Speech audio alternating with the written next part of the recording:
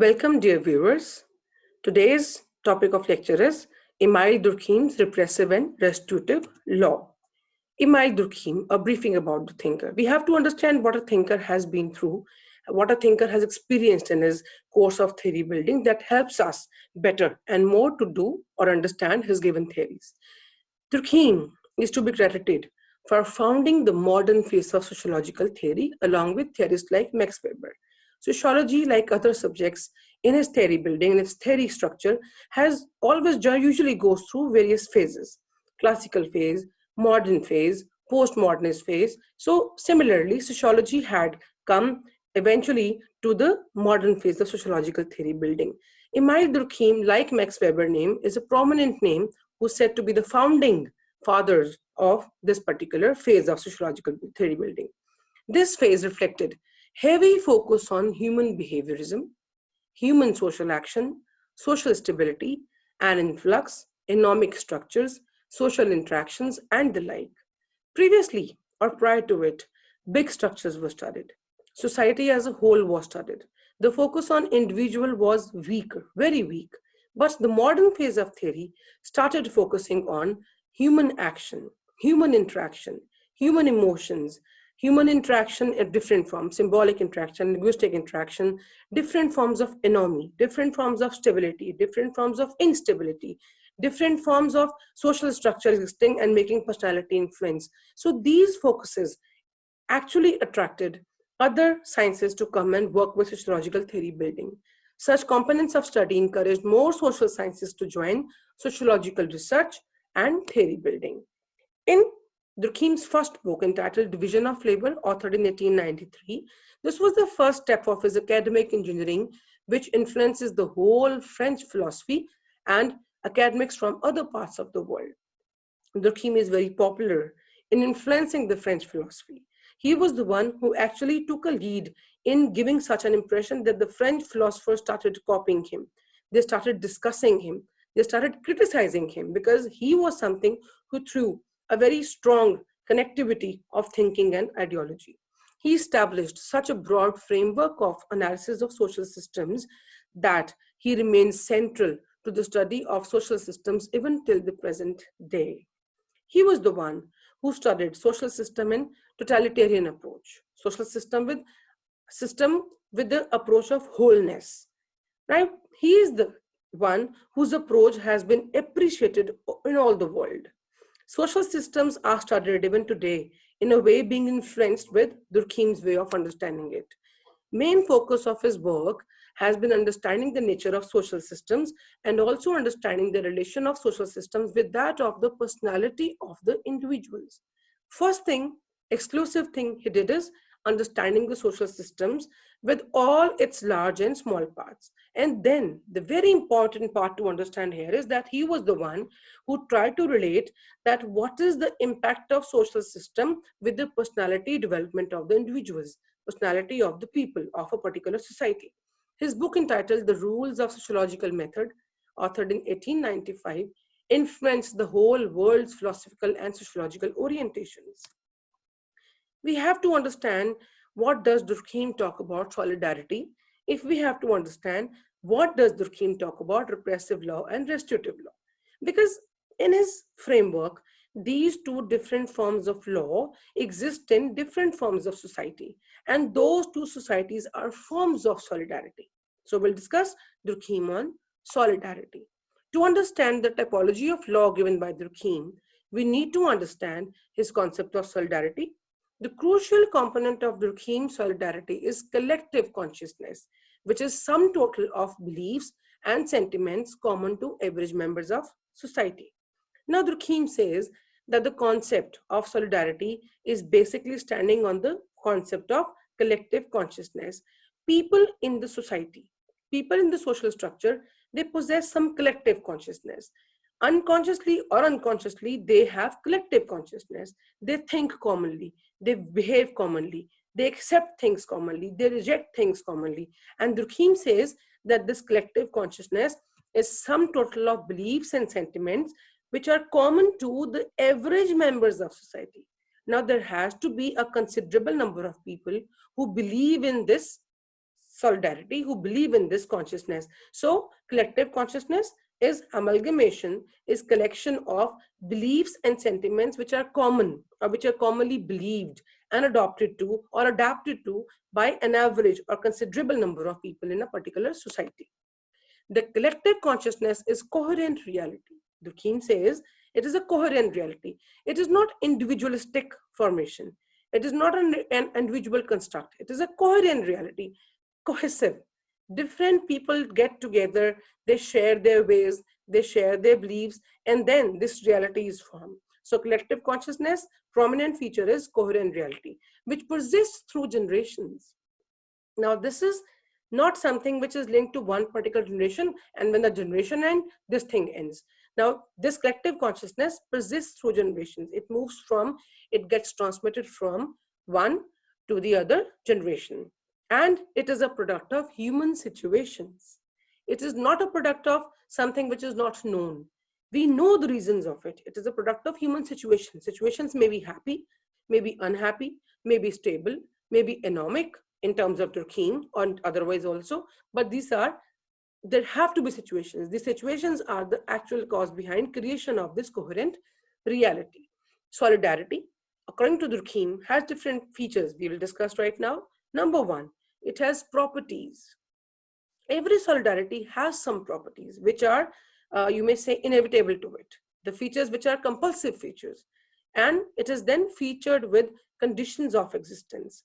Every solidarity has some particular features of existence, particular conditions of existence, which are not similar to any other form of solidarity. Then, solidarity is a mode of development in different ways. Solidarity is a cause of development. Solidarity is a factor behind development. So, Durkheim says that solidarity is a mode of development in many ways, not in one way, but many ways. The book by Durkheim entitled Division of Labor has a detailed account of solidarity and also states that there are few forms of solidarity, major two forms of solidarity, corresponding to two extreme forms of social organizations. Now, we have to understand this very, very focusedly. He says that solidarity is of two types, one and two, and these two divisions of solidarity or these two types of solidarity are based on two different forms of social organization. The way one particular society is organized will give one typology of solidarity. The way the other society is organized will give the other type of solidarity. Now, those two types of solidarity given by Durkheim are, number one, mechanical solidarity, number two, organic solidarity. Mechanical solidarity, it is featured with homogeneity. Homogeneity is similarity. Homogeneity is not having differences. When people are same, when people are similar, similar works. Similar works means there is no occupational specialization. There is no division of labor as such. Everybody in the society is doing common work, almost similar work. Say, talk about nomadic life, food hunting or food gathering is all something common to every people. So similar works.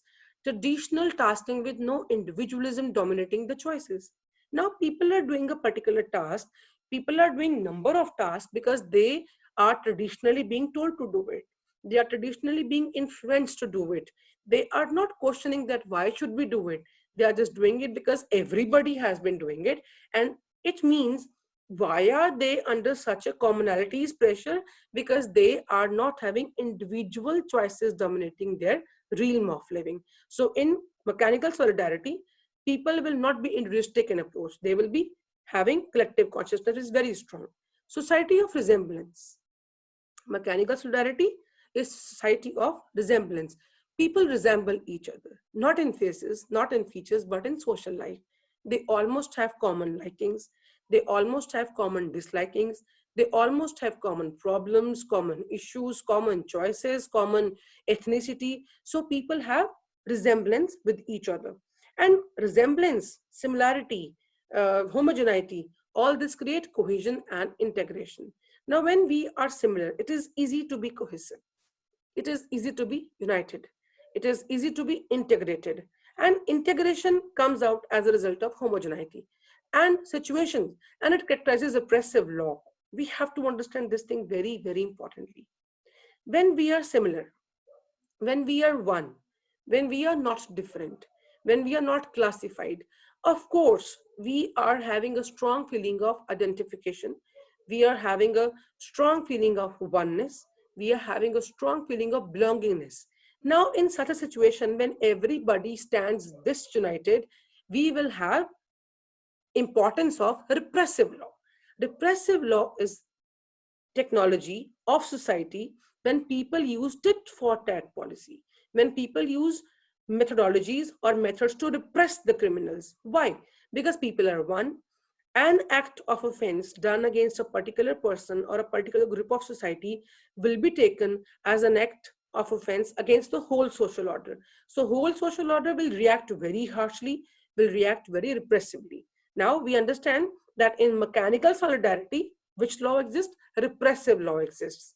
Next, organic solidarity is featured with heterogeneity. Now it is totally, what you said, different from mechanical solidarity. Here people are heterogeneous, different in nature, different in choices, different in approaches, different in likings, different in dislikings, different in priorities. People say that no, we don't want what you want, we have our own choice. So this is being heterogeneous. Differences, division of labor, people are different. Division of labor exists now in organic solidarity, means people are not doing similar tasking, people are not doing same works, people have division of labor, they have specialization. Everybody will not be able to do everything. People will be given the jobs on the basis of their abilities, on the basis of their eligibilities. That is what the organic society says. Now individualism exists here. We have to understand it again very, very focusingly.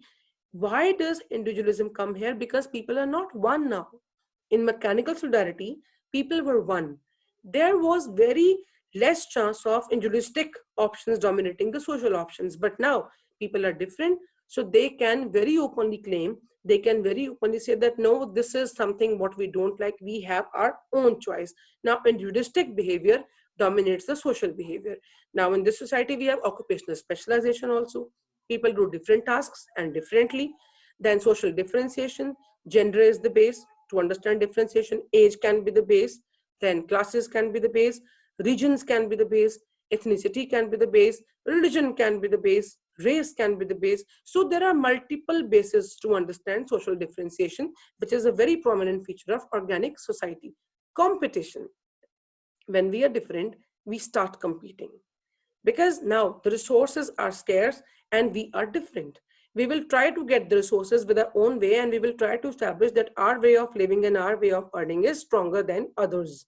Now competition becomes a very prominent feature of organic solidarity, because we are having occupational specialization and also interdependence. Something positive out of it is that when people are different, they are doing different tasks, everybody will need others. Every one class will need other classes for other works, because every class is not doing every work. One class is doing one work and other classes are doing other works. Hence what will happen is competition will be there, but along with that interdependence will be there. Now this society, what we call as organic society, will be featured with restitutive law. I'll repeat again, restitutive law is the feature of organic society. What is restitutive law? Restitutive law is the law which believes in restoring the laws. In mechanical solidarity, what happens is that people are one, they have strong connectivity, they have strong integration, they are very cohesive, they have strong belongingness. An act of offense against one particular person is taken as an act of offense against the whole society. So they react very repressively, they react very harshly. But in case of organic society, people are different. They have individual choices. They are doing their own work. They, of course, have competition, but they are interdependent also. Now, their reaction to an offense against one particular family, against one particular person, against one particular class will not be as harsh as that in case of repressive law. They will usually say that it's okay, restore the laws which has been done. That means punish the criminal is the policy of repressive law, but compensate the victim is the policy of restitutive law. We'll discuss these laws in details again. And now focusingly on this particular topic, repressive law of Durkheim. Repressive law exists in simple but cohesive and integrated societies. Repressive law will get a platform to exist only when society is simple and when people are cohesive and integrated. Unity among people, oneness among people, togetherness among people, belongingness among people will make them believe in repressive laws, because that will make or that will create collective consciousness very strongly, where there is existence of oneness in member. When people have oneness, they will have the feeling of what we say is protection of society, strong protection and strong reaction against the offense. The social and collective consciousness is very strong in case of repressive law. Or you can say, for repressive law to exist, we need collective consciousness which has to be very strong. Hence, the reacting to any against the collective will is taken very seriously and acted upon with rigorous punishment.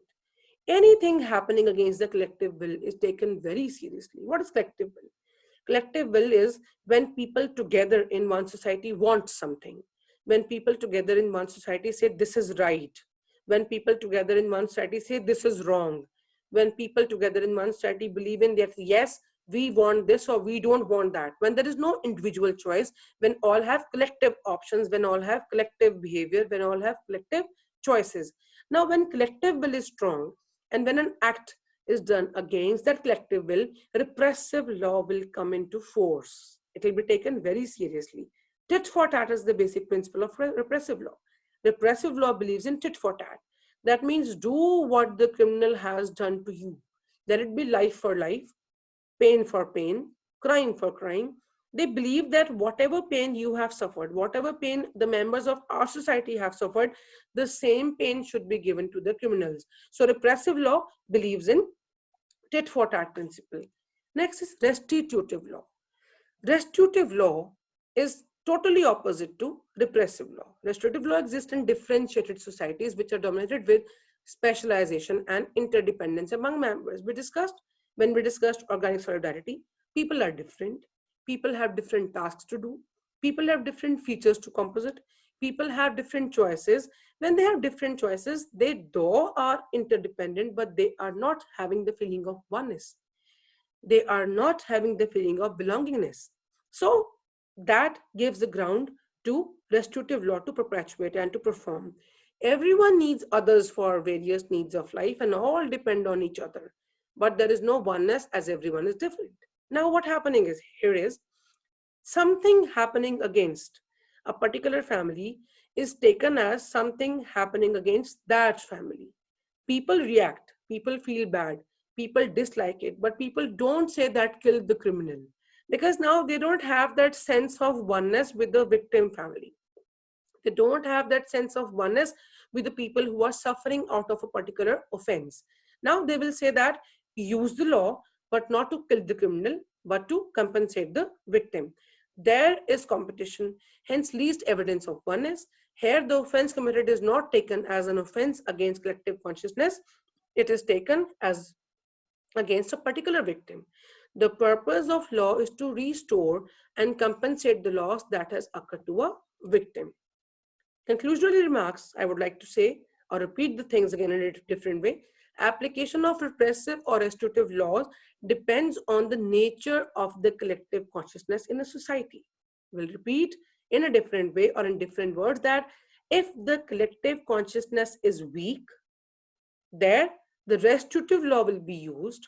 If the collective consciousness is strong, there repressive law will be used. If the collective consciousness in an order of solidarity is strong, the repressive law will be used, and societies featured with individualism and specialization, restitutive law will be applied. Thank you so much. Best wishes. God bless all of you. We'll meet for the next series of lectures very soon.